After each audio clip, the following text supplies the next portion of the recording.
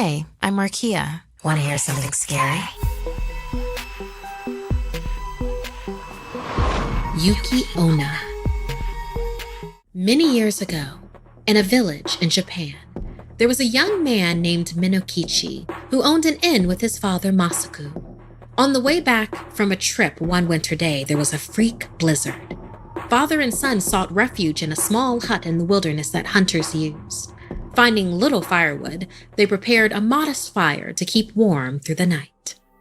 In the middle of the night, Minokichi suddenly awoke to snowflakes falling upon his face. The world was quiet and still.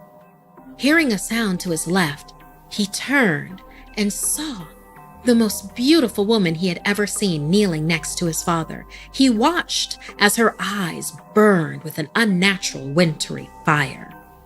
She reached out to touch his father, and suddenly he shot awake, gasping and shivering. Minokichi witnessed his father's skin turn a pale blue, and then white as the woman's icy embrace removed any trace of warmth from his body. With a final, raspy breath, his father died. It all happened so quickly, and before he could react, the beautiful woman was beside him. Minokichi shivered as he felt her cold breath, just as cold as the snowflakes feathering across his skin. I am Yuki Onna, the woman whispered. I am the Snow Witch. I was going to take your warmth and life as I have your father's, but I will spare you that because you are so handsome. Never speak of this day, or you will meet a fate worse than you could ever imagine. Swear on all you hold dear you will not break your vow. Looking over at his dead father, Masaku, Minokichi swore to keep her existence a secret. The Snow Witch then turned and disappeared, and with her, the winter storm stopped just as suddenly as it had started. Minokichi returned to his village and his life. His father was mourned as one of the few casualties of winter that year, and life moved on. The seasons changed many times, and finally, the man one day met a beautiful young lady named Yuki. Her beauty rivaled the Snow Witch that he encountered so long ago in the woods, and he offered her work at his family's inn. Together, they ran the inn and were soon happily married.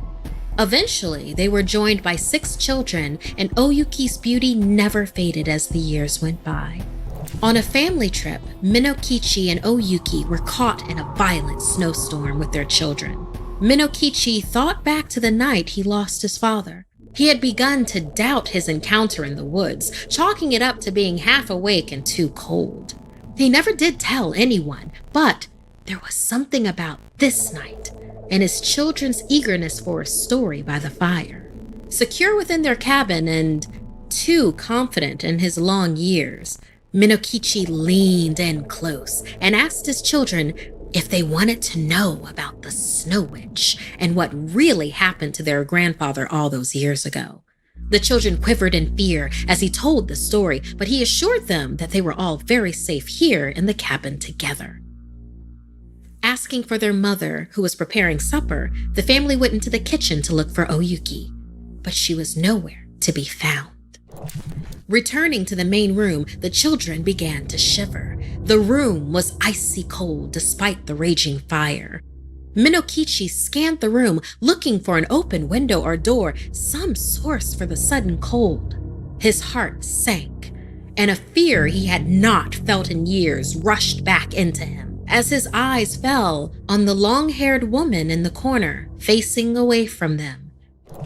The children cowered behind their father as he shouted, "Who are you? Leave this house at once!"